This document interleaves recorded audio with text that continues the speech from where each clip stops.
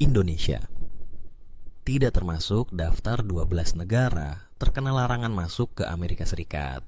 Sebuah keputusan yang mengguncang dunia. Pada tanggal 6 Juni tahun 2025, Presiden Amerika Serikat, Donald Trump, kembali menggemparkan dunia internasional dengan menandatangani sebuah perintah eksekutif yang melarang warga dari 12 negara memasuki wilayah Amerika Serikat.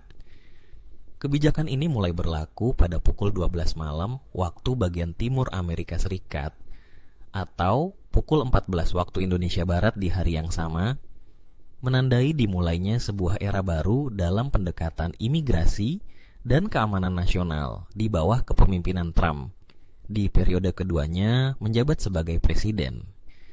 Larangan ini langsung memicu reaksi dari berbagai penjuru dunia, baik dari pemerintah negara-negara yang terdampak, organisasi internasional, hingga komunitas di dalam negeri Amerika Serikat sendiri.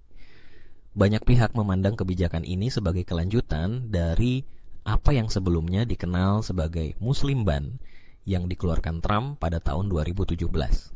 Namun, kali ini cakupannya lebih luas, dan alasan yang digunakan lebih beragam, mulai dari kekhawatiran terhadap keamanan nasional hingga isu penyaringan imigran yang dianggap tidak memadai. Indonesia tidak termasuk dalam daftar 12 negara yang dilarang masuk ke wilayah Amerika Serikat. Daftar negara yang terdampak. Dalam kebijakan barunya, Presiden Donald Trump melarang secara penuh warga dari 12 negara berikut untuk masuk ke wilayah Amerika Serikat. Afghanistan, Myanmar, Chad Kongo, Brazzaville, Guinea, Khatulistiwa, Eritrea, Haiti, Iran, Libya, Somalia, Sudan, Yaman. Selain itu, 7 negara lainnya dikenai pembatasan perjalanan parsial, yakni Burundi, Kuba, Laos, Sierra Leone, Togo, Turkmenistan, Venezuela. Menurut Presiden Trump, daftar ini dapat diperbarui sewaktu-waktu tergantung pada apakah negara-negara tersebut menunjukkan perbaikan signifikan dalam hal keamanan atau sistem penyaringan warga negara mereka. Di sisi lain, negara-negara baru juga dapat dimasukkan dalam daftar apabila muncul ancaman baru di berbagai belahan dunia. Pengecualian dan celah hukum. Meski kebijakan ini terdengar sangat ketat, terdapat sejumlah pengecualian penting. Warga dari negara-negara yang masuk dalam daftar larangan tetap dapat memasuki Amerika Serikat jika mereka termasuk dalam kategori berikut: pemegang izin tinggal permanen, green card, anggota keluarga inti dari warga negara Amerika Serikat yang memiliki visa imigran, pegawai pemerintah Amerika Serikat dengan visa imigran khusus, SIV, anak-anak yang diadopsi oleh warga negara Amerika Serikat, warga negara ganda yang tidak menggunakan paspor dari negara yang dilarang, warga negara Afghanistan dengan SIV aktif, warga negara Iran yang tergolong minoritas agama dan memiliki visa imigran karena penganiayaan, pemegang visa non-imigran tertentu yang dikecualikan, atlet dan tim resmi, termasuk pelatih dan staf pendukung, beserta keluarga dekat yang akan mengikuti acara olahraga internasional seperti Piala Dunia Sepak Bola 2026 dan Olimpiade Musim Panas 2028 di Los Angeles. Selain itu, Menteri Luar Negeri Amerika Serikat memiliki kewenangan untuk memberikan pengecualian secara kasus per kasus apabila individu yang bersangkutan dianggap dapat memberikan kontribusi terhadap kepentingan nasional Amerika Serikat. Alasan keamanan, kasus serangan di Boulder. Kebijakan ini diumumkan tidak lama setelah serangan yang terjadi di Boulder, negara bagian Colorado, pada tanggal 1 Juni tahun 2025. Dalam peristiwa tersebut, 12 orang mengalami luka-luka saat menghadiri sebuah acara dukungan terhadap sandera Israel. Pelaku serangan diidentifikasi sebagai warga negara Mesir yang menggunakan alat peledak rakitan seperti bom Molotov dan bahan pembakar lainnya. Biro Investigasi Federal (FBI) mengklasifikasikan insiden tersebut sebagai dugaan serangan teror. Meskipun Mesir bukan termasuk dalam daftar 12 negara yang dikenai larangan, peristiwa ini dijadikan sebagai contoh oleh Presiden Trump mengenai bahaya ekstrem dari individu asing yang menurutnya tidak melalui proses penyaringan yang layak. Dalam sebuah pernyataan video yang diunggah melalui platform Truth Social miliknya, Trump menegaskan bahwa kejadian di Boulder menunjukkan pentingnya pengawasan ketat terhadap masuknya warga negara asing ke Amerika Serikat. Reaksi internasional, retaliasi, dan diplomasi. Reaksi internasional terhadap larangan ini muncul dengan cepat dan beragam. Beberapa negara merespons dengan tindakan balasan, sementara negara lainnya mengedepankan diplomasi.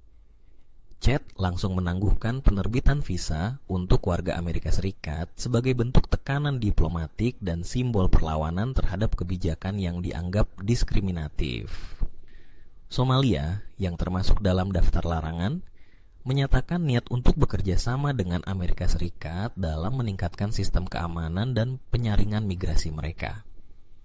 Uni Afrika, sebagai organisasi regional yang mewakili negara-negara di benua Afrika, menyerukan agar Amerika Serikat membuka ruang dialog terbuka dengan negara-negara terdampak demi menjaga stabilitas diplomatik. Selain itu, berbagai organisasi internasional yang bergerak dalam bidang hak asasi manusia mengkritik kebijakan ini. Mereka menilai langkah tersebut dapat memperburuk hubungan antar negara serta memperbesar kesenjangan antara Amerika Serikat dan negara-negara berkembang. Respons dalam negeri. Polarisasi politik.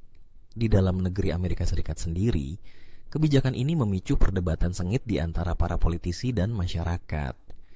Partai Demokrat secara umum menolak kebijakan ini dan menyebutnya sebagai perpanjangan dari Muslim Ban yang telah kontroversial pada masa jabatan pertama Presiden Trump. Anggota Kongres Pramila Jayapal, misalnya, menulis dalam akun media sosialnya bahwa kebijakan ini hanya akan semakin mengisolasi Amerika Serikat dari komunitas internasional. Di sisi lain, banyak tokoh dari Partai Republik mendukung penuh kebijakan ini.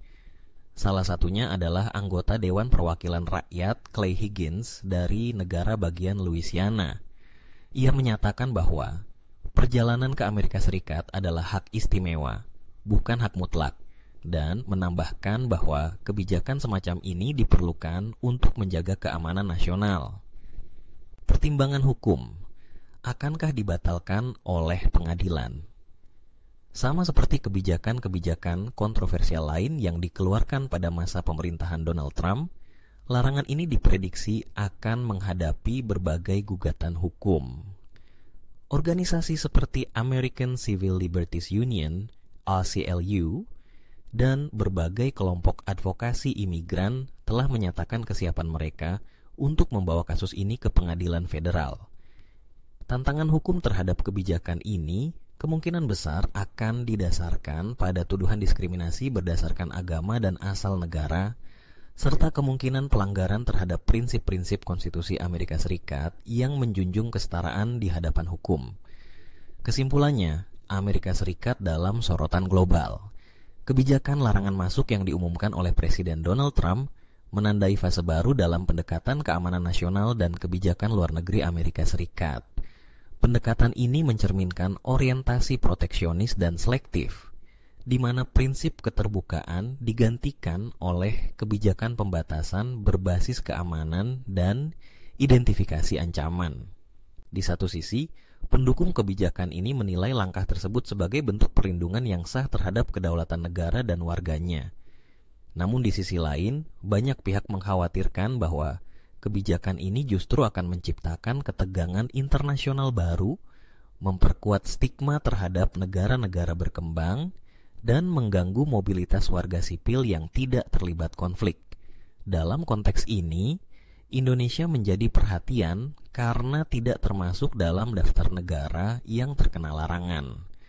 Hal ini mencerminkan bahwa pemerintah Amerika Serikat masih memandang Indonesia sebagai mitra strategis yang stabil, dengan sistem keamanan dan tata kelola imigrasi yang dianggap memadai. Posisi Indonesia yang netral, demokratis, dan aktif dalam diplomasi regional maupun internasional tampaknya turut menjaga jarak negara ini dari kebijakan pembatasan yang lebih luas.